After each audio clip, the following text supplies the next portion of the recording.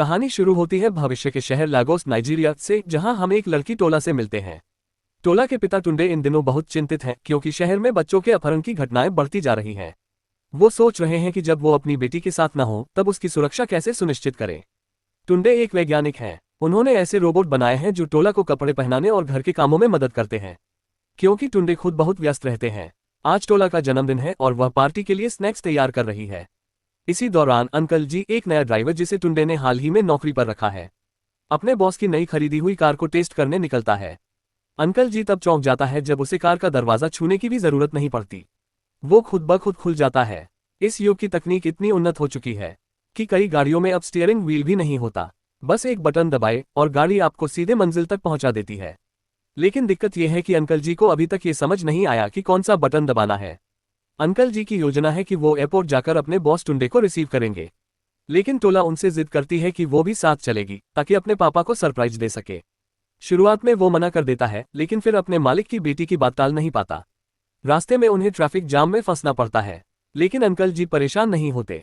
वो कार को flying mode में डाल देते हैं और हवा में उड़कर समय से पहले एयरपोर्ट पहुंच जाते हैं। एयरपोर्ट पर हम एक किडनैपर ओला बोरे को देखते हैं, जो अपने चश्मे से यात्रियों की नेटवर्क स्कैन कर रहा होता है। मतलब कौन कितना अमीर है उसे पता चल जाता है। इसी दौरान टुंडे को एक और बच्चे के अपहरण की खबर मिलती है, जिससे वह और भी चिंतित हो जाते हैं। भीड़ में से निकलकर टोला अपने पापा से लिप्ट जाती है। बहुत दिनों बाद वो एक दूसरे से मिले हैं, लेकिन टुंडे उसे डांटते हैं कि वो अकेले एयरपोर्ट में क्यों घूम रही थी। बाहर निकलते वक्त वे कुछ भिखारियों को देखते हैं, लेकिन उनके पीछे ही छुपकर ओला बोरे और उसका गैंग टोला और उसके पिता का पीछा करना शुरू कर देते हैं। टुंडे अंकल जी को टोला को अकेले घूमने देने के लिए डांटते हैं। अंकल जी माफी मांगते हैं और फिर उन्हें हॉट अगुएगुए ब्रेड देते हैं, जिसे टुंडे और टोला मिलकर मजे से खाते हैं। रेडियो पर एक और किडनैपिंग की खबर आती है। इस बार अपहरणकर्ता बच्चे की रिहाई के बदले $1 मिलियन की फिरौती मांग रहा है। टोला अपने पापा को खुद के हाथों से बनाए गए स्नैक्स देती है, लेकिन लगता है कि टुंडे उसका जन्मदिन ही भूल गए हैं, क्योंकि वह कहते हैं कि उन्हें कुछ जरूरी काम करना है। टोला अपने दोस्त कोला से मिलती है, जो बहुत उत्साहित है ये जानने के लिए कि टोला के पापा उसका बर्थडे कैसे मना रहे हैं। लेकिन अफसोस, हकीकत कुछ और ही है। टोला की सादगी और नेकदली हमें तब दिखती है जब वह सफाईकर्मी कोले की मदद करती है कचरा फेंकने में। शाम होते होते टुंडे अपने लैब में बहुत निराश नजर आते हैं, क्योंकि वे अपने रोबोट लिजर्ड को सक्रिय करने में असफल हो जाते हैं, जिस पर वो काफी समय से प्रयोग कर रहे थे। टोला के पिता का इन्वेस्टर उनसे खुश नहीं है, लेकिन सुझाव देता है कि वह उस रोबोट छिपकली को अपनी बेटी टोला को दे दे।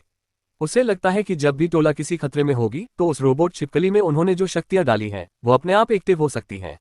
वह टोला को वह छिपकली देता है जिसका नाम टोला ऑर्डिन रखती है। वह कहता है, ये तुम्हारे जन्मदिन का तोहफा है, जब तक तुम इस छिपकली का ध्यान रखोगी मैं तुम्हें जहां चाहो वहां ले जाऊंगा। टोला इससे नाखुश है कि इतने सारे पेट्स में से उसके पापा को सिर्फ छिपकली ही मिली देने के लिए, लेकिन क्योंकि इस बहाने वह अपने पापा के करीब जा सकती है इसलिए वह तैयार हो जाती है। इसके बाद कहानी हमें फ्लैशबैक में ले जाती है, जहां हम देखते हैं कि ओला बोरे और उसकी मां को एक अमीर परिवार के घर से निकाल दिया जाता है क्योंकि ओला ने कुछ पैसे चुरा लिए थे। ओला की मां, जो उस घर में नौकरानी का काम करती थी, हाथ जोड़कर माफी मांगती है और कहती है कि वह अपने बेटे की तरफ से पैसे चुका देगी, बस उसे नौकरी पर वापस रख ले। लेकिन उनके मालिक का मन पहले ही बन चुका है। जब उसे पता चलता है कि ओला बोरे ने वो पैसे एक सोने की चेन खरीदने में खर्च कर दिए तो वह और भी गुस्सा हो जाती है। लेकिन ओला को कोई पछतावा नहीं होता, उल्टा वह शिकायत करता है कि उनके कपड़े कितने पुराने हैं, जबकि मालिक और उनके बच्चे महंगे कपड़े पहनते हैं। वह कहता है, हम भी इंसान हैं, हमें भी इज्जत मिलनी चाहिए। इतनी अमीरी के बावजूद हमें इतनी कम तनख्वाह मिलती है कि 2 वक्त का खाना भी मुश्किल है। वर्तमान में लौटते हैं, जहां अब बड़ा हो चुका ओला बोरे एक किडनैपर बन चुका है। उसकी असिस्टेंट हैप्पीनेस उसे बताती है कि उन्होंने हाल ही में जिस बच्चे को अगवा किया था उसके माता पिता से पैसे मिल गए हैं। पैसे गैंग में बांटने के बाद ओला बोरे आदेश देता है कि हैप्पीनेस उस बच्चे को वापस पहुंचा दे और वह खुद अगली किडनैपिंग की तैयारी करता है टोला को अगवा करने की। टोला इस दौरान कोल के साथ डांस करती है और उसे डिनर पर इनवाइट करती है। ये देखकर टोला का पिता टुंडे, जो कोल का बॉस है, गुस्से में आ जाता है। वह कोल को चेतावनी देता है कि वह उसकी बेटी से दूर रहे। हालांकि टोला इस बात से नाखुश है। उधर ओला बोरे को पता चलता है कि जिस लड़की को अगवा करने वाला है वह नाइजीरिया की सबसे बड़ी सिक्योरिटी कंपनी के सीईओ टुंडे की बेटी है। ये वही कंपनी है जो ब्लॉकचेन और स्मार्ट टेक्नोलॉजी का उपयोग करके देश से अपराध मिटा रही है। ओला बोरे टोला को इसलिए अगवा करना चाहता है क्योंकि टुंडे की कंपनी के डेटाबेस में ऐसा डेटा है जिसकी कीमत अरबों में है। लेकिन हैप्पीनेस इस विचार से सहमत नहीं है। वह एक गहरी बात कहती है, बड़े दरिया में बड़ी मछली मिलती है लेकिन डूबने का डर भी होता है। इसी बीच कोल एक पब्लिक ट्रांसपोर्ट पकड़ता है, लेकिन जब ड्राइवर उससे दुगना किराया मांगता है और बस में बहुत भीड़ होती है तो वह उतर जाता है और पैदल घर जाने लगता है। तभी उसे ओला बोडे का कॉल आता है, जिससे वह डर जाता है। अब हम एक और फ्लैशबैक में जाते हैं, जहां कोल अपनी मां के साथ एक रेस्टोरेंट में लंच कर रहा होता है। वह अपनी मां से वादा करता है कि वह पढ़ाई पूरी करेगा, डॉक्टर बनेगा और उसे सोने की चप्पलें और गाड़ी दिलाएगा, जो उसका सपना है। तभी वहां हैप्पीनेस आ जाती है और कहती है, बॉस तुम्हें बुला रहे हैं। कोल और उसकी मां को ओला बोडे के चेंबर में लाया जाता है, जहां वह उन्हें अपनी पसंदीदा ड्रिंक ज़ोबो पिलाता है। वह कोल से कहता है कि वह उसके लिए काम करे, लेकिन कोल की मां साफ मना कर देती है क्योंकि उसे लगता है कि नौकरी करने से उसकी पढ़ाई में रुकावट आएगी। ओला बोडे हंसता है क्योंकि उसे पता है कि पढ़ाई से वो लड़का अपनी मां का पेट नहीं भर पाएगा। फिर भी वह उन्हें कुछ पैसे देता है और कहता है कि जब वक्त आएगा तो तुम्हें मेरी मदद करनी होगी। वर्तमान में कोल अपनी बुरी तरह बीमार मां की देखभाल कर रहा होता है। तभी ओला बोडे उसे मिलने के लिए बुलाता है। ओला बोडे अब कोल से सीधा सौदा करता है। वह कहता है, अगर तू टोला को मेरे पास ले आएगा तो मैं तेरी मां की सारी मेडिकल खर्चों की जिम्मेदारी ले लूंगा।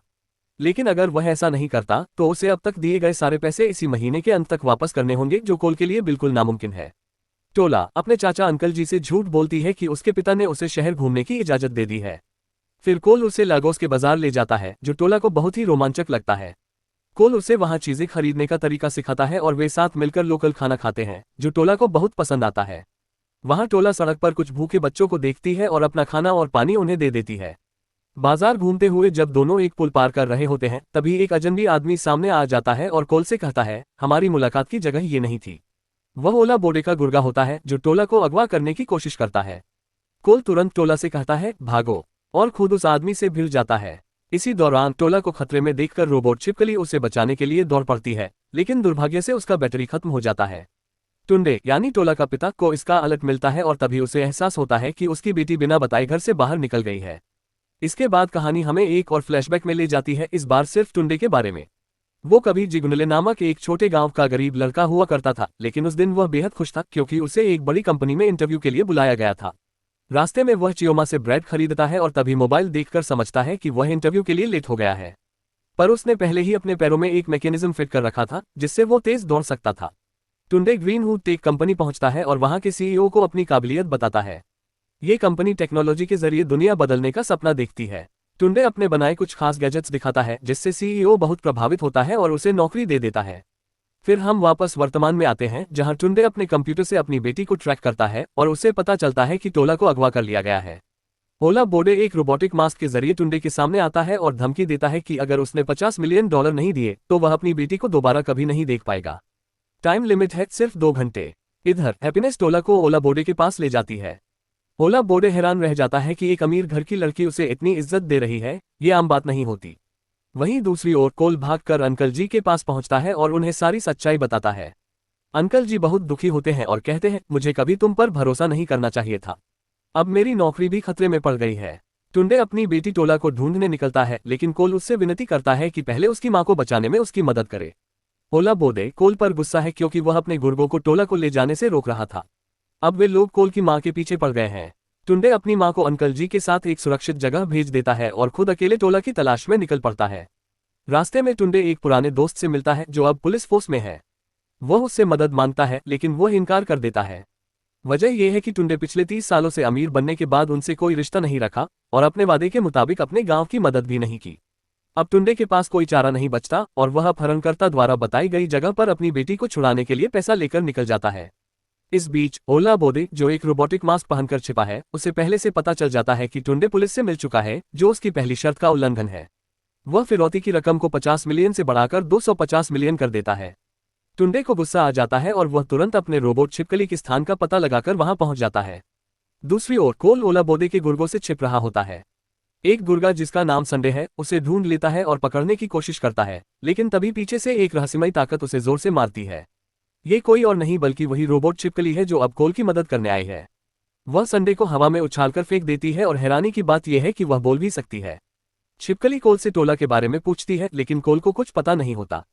जैसे ही संडे होश में आता है, ओटेन छिपकली का नाम उसका पीछा करने लगती है ताकि टोला का पता लगाया जा सके।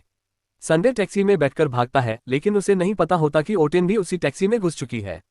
इधर टुंडे को सड़कों पर कोल मिल जाता है। कोल माफी मांगता है और मानता है कि टोला के अपहरण के पीछे उसी की गलती थी। वह अपहरणकर्ता ओला बोदे की पहचान भी बता देता है और सारी जानकारी साझा करता है। इसी दौरान कोल की मां को अंकल जी टुंडे के घर ले आते हैं जहां उनकी देखभाल की जा रही है। उधर संडे ओला बोदे से मिलता है। ओला बोदे उसके चेहरे पर चोटें देखकर चौंक जाता है और पूछता है कि ये किसने किया। संडे बताता है कि जब वह कोल को पकड़ रहा था तभी एक अजीब रोबोटिक छिपकली ने उस पर हमला कर दिया। अब ओला बोदे को शक हो जाता है कि ये कोई और नहीं बल्कि टोला का पिता टुंडे ही है, क्योंकि वह एक टेक कंपनी में काम करता है। ओला बोदे को अब समझ आ जाता है कि टुंडे फिरौती नहीं देगा बल्कि लड़ाई करके अपनी बेटी को बचाएगा। इधर वो ट्रेन संडे का पीछा करते हुए ओला बोदे के अड्डे तक पहुंच जाती है और वहां टोला को उस कमरे में बंद पाती है। टोला हैरान रह जाती है जब उसे पता चलता है कि उसके पापा द्वारा दी गई वो रोबोट छिपकली असल में बोल सकती है और उसे सुरक्षित रखने के लिए ही बनाई गई थी। छिपकली का ईजा मोड उसे इतनी ताकत देता है कि वो जेल तोड़कर टोला को आजाद करा सके, लेकिन वह बताती है कि फिलहाल उसकी बैटरी लो है, इसलिए वह मोड एक्टिवेट नहीं कर सकती। उधर टुंडे कोल की मदद से छिपकली के सिग्नल को ट्रैक करके ओला बोदे के अड्डे का पता लगा लेता है। कोल की मां ने एक बार उसे समझाया था कि जब भी वो किसी ताकतवर इंसान के आसपास हो तो उसकी हर बात रिकॉर्ड कर लेनी चाहिए। अब कोल ये खुलासा करता है कि उसके पास ओला बोडे की एक वॉइस रिकॉर्डिंग है जिसे वो उसे ब्लैकमेल करने के लिए इस्तेमाल कर सकते हैं। टुंडे वो वॉइस नोट ओला बोडे को भेज देता है और धमकी देता है कि अगर उसने उसकी बेटी को रिहा नहीं किया तो वह ये रिकॉर्डिंग पूरी दुनिया में वायरल कर देगा। फोन पर बात करते हुए ओला बोडे हैप्पीनेस को आदेश देता है कि वह टुंडे के फोन सिग्नल के जरिए उसका लोकेशन ट्रैक करे। थोड़ी ही देर में वो टुंडे और कोल का लोकेशन पकड़ लेते हैं। अब जबकि टुंडे एक कुर्सी से बंधा हुआ है, ओला बोडे मांग रखता है कि अगर उसे और उसकी बेटी को जिंदा बचना है तो उसे अपनी कंपनी उसके नाम करनी होगी और अपने सभी क्लाइंट्स की लिस्ट उनके नेटवर्थ सहित देनी होगी। सबसे अहम बात वह चाहता है कि उसका नाम पुलिस सिस्टम से पूरी तरह हटा दिया जाए। टुंडे जवाब देता है कि यह सब वह किसी भी कंप्यूटर से नहीं कर सकता, इसके लिए उसे अपने घर के कंप्यूटर की जरूरत होगी। इसलिए सब लोग टुंडे के घर की ओर रवाना हो जाते हैं।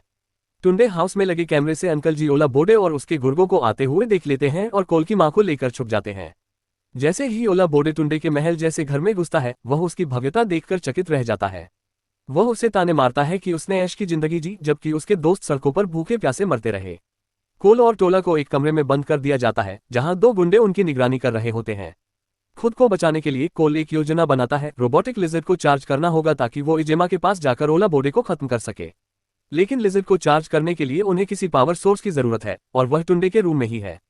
इसके लिए टोला जानबूझकर जोर जोर से रोने लगती है ताकि गुंडे उसे उसके पिता के पास ले जाएं और कोल को मौका मिल जाए कमरे से बाहर निकलने का। टोला को उसके पिता के पास ले जाया जाता है जो ओला बोडे के कहे अनुसार सब कुछ कर रहा होता है सिर्फ अपनी बेटी को बचाने के लिए। इसी मौके का फायदा उठाकर टोला चार्जिंग पोर्ट चुरा लेती है, लेकिन अब उसके सामने एक नई मुश्किल आ जाती है, बाहर निकलने का कोई रास्ता नहीं। इधर जब कुछ गुंडे टुंडे के गैजेट से खेल रहे होते हैं, अंकल जी एक ट्रैप सेट करते हैं टुंडे की कार में और 3 गुंडे उस जाल में फंस जाते हैं। इसके बाद अंकल जी घर के अंदर घुसते हैं। टोला बहाना बनाकर कहती है कि उसे टॉयलेट जाना है ताकि वह चार्जिंग पोर्ट लेकर कोल तक पहुंच सके। उधर कोल छुपते छुपाते भाग रहा होता है, तभी टुंडे उसे पकड़ लेता है, लेकिन टोला आकर उसे बचा लेती है। कोल फर्श पर बर्फ डाल देता है जिससे टुंडे फिसलकर गिर पड़ता है और बेहोश हो जाता है। टोला जल्दी से कोल को चार्जिंग पोर्ट देती है और कोल उसी पर रोबोट लिजर्ड को रख देता है। लिजर्ड सिर्फ चार्जिंग पोर्ट से ही नहीं बल्कि घर के दूसरे इलेक्ट्रिक उपकरणों से भी ऊर्जा खींच लेता है। तभी हैप्पीनेस वहां आ जाती है, लेकिन अब तक लिजर्ड पूरी तरह चार्ज हो चुका होता है। लिजर्ड तुरंत टोला की रक्षा में सामने आता है और हैप्पीनेस जो खुद एक टेक एक्सपर्ट है उसकी शक्ति को चुनौती देती है। इसके बाद लिजर्ड इजा मोड में चला जाता है और हैप्पीनेस के साथ उसकी जबरदस्त फाइट शुरू हो जाती है। जब दूसरे गुंडे हैप्पीनेस की मदद करने के लिए आते हैं, लिजर्ड टोला से कहता है अब तुम भागो और अपने पापा को ढूंढो। टोला को उसके पापा मिल जाते हैं जो इस वक्त ओला बोडे से जिंदगी की सबसे भयानक पिटाई खा रहे होते हैं। ओला बोडे कुछ बोलता है कि अमीर लोग कैसे जालिम होते हैं और फिर वो ये भी कहता है कि बच्चों के अपहरण से जो पैसा उसने कमाया है वो उसका हक है। लेकिन उसे ये नहीं पता था कि टोला ने पहले ही उसका चेहरा और सारी बातें लाइव दुनिया भर में दिखा दी हैं। ओला बोडे अपने गिरोह को छोड़कर भागने की कोशिश करता है, लेकिन तभी रोबोट छिपकली उसके सामने आकर रास्ता रोक लेती है। हैप्पीनेस और उसके साथियों ने जब देखा कि ओला बोडे सिर्फ खुद के बारे में सोच रहा है तो उन्होंने फैसला किया कि अब वे उसकी रक्षा नहीं करेंगे और उसे वहीं छोड़कर चले गए। छिपकली ने उसे पकड़ लिया और फिर टुंडे ने उसे तुरंत पुलिस के हवाले कर दिया। इसके बाद कोल अपनी मां से मिलता है जो अब अपने बेटे पर गर्व महसूस कर रही होती है। टुंडे टोला से माफी मांगता है कि उसने उसे कमजोर समझ लिया था। फिर टुंडे फैसला करता है कि वह कोल की पढ़ाई का खर्च उठाएगा ताकि वह डॉक्टर बनने का सपना पूरा कर सके। और यहीं पर शो खत्म होता है। अगर आपको ये वीडियो पसंद आया हो तो चैनल को जरूर सब्सक्राइब करें और ऐसे ही मजेदार एनिमेशन मूवीज देखते रहें।